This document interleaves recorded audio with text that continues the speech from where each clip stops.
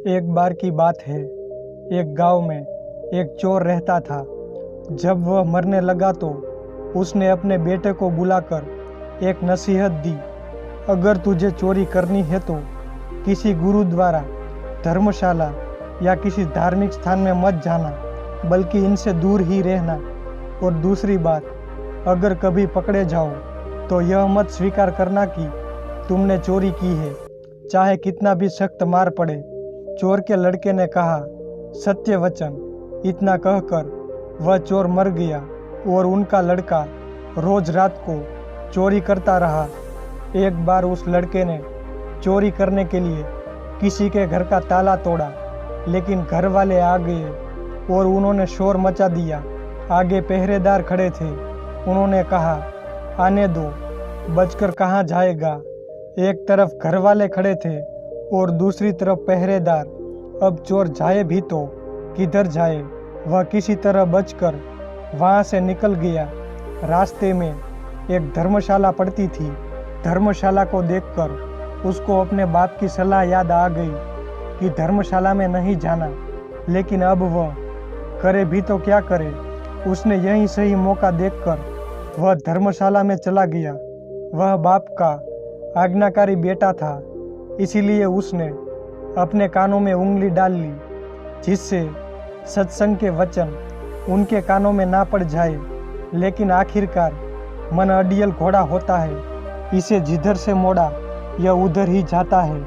कानों को बंद कर लेने के बाद भी चोर के कानों में यह वचन पड़ा कि देवी देवताओं की परछाई नहीं होती। उस चोर ने सोचा कि परछाई हो या ना हो, इसे मुझे क्या लेना देना। घर वाले और पहरेदार पीछे लगे हुए थे। किसी ने बताया कि चोर धर्मशाला में है। जांच पड़ताल होने पर वह चोर पकड़ा गया। पुलिस ने चोर को बहुत मारा, लेकिन उसने अपना अपराध कबूल नहीं किया। उस समय यह नियम था कि जब तक मुजरिम अपराध को स्वीकार न करे तो सजा नहीं दी जा सकती। उसे राजा के सामने पेश किया गया। वहाँ भी खूब मार पड़ी, लेकिन चोर ने वहाँ भी अपना अपराध नहीं माना।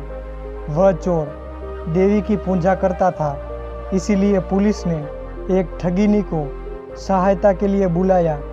ठगिनी ने कहा कि मैं इसको मना लूँगी। उसने देवी का रूप लेकर नकली बाहें लगाई, चारों हाथों में 4 मसाल लगाई और नकली शेर की सवारी की। क्योंकि वह पुलिस के साथ मिली हुई थी, इसीलिए जब वह आई तो उनके कहने पर जेल के दरवाजे कड़क कड़क कर खुल गए। जब कोई आदमी किसी मुसीबत में फंस जाता है तो अक्सर उसने इष्ट देव को याद करना है।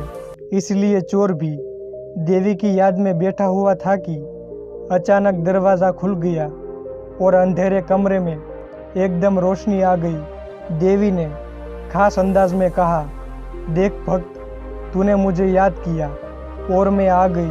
तूने बड़ा अच्छा किया कि तुमने अपना अपराध स्वीकार नहीं किया।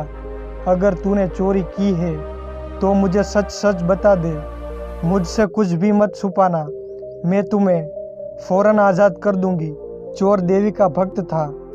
अपने इष्ट को सामने खड़ा देखकर बहुत खुश हुआ और मन में सोचने लगा कि मैं देवी को सब सच बता दूंगा। वह बताने को तैयार हुआ था कि उसकी नज़र देवी की परछाई पर पड़ गई। उसको फौरन सत्संग का वचन याद आ गया कि देवी देवताओं की परछाई नहीं होती। उसने देखा कि इसकी तो परछाई नहीं। वह समझ गया कि यह देवी नहीं, बल्कि मेरे साथ कोई धोखा है।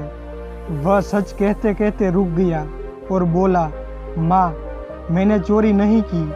अगर मैंने चोरी की होती तो क्या आपको पता नहीं होता? जेल के कमरे के बाहर बैठे हुए पहरेदार चोर और ठगिनी की बात नोट कर रहे थे। उनको और ठगिनी को विश्वास हो गया कि यह चोर नहीं है। अगले दिन उन्होंने राजा से कहा कि यह चोर नहीं है। राजा ने उसको आज़ाद कर दिया। जब चोर आज़ाद हो गया तो सोचने लगा कि सत्संग का एक वचन सुनकर मैं जेल से छूट गया हूँ। अगर मैं अपनी सारी जिंदगी सत्संग सुनने में बिताऊँ तो मेरा तो जीवन ही बदल जाएगा जब वह प्रतिदिन सत्संग में जाने लगा और चोरी का धंधा छोड़कर एक महात्मा बन गया। तो दोस्तों, कलयुग में सत्संग ही सबसे बड़ा तीर्थ है।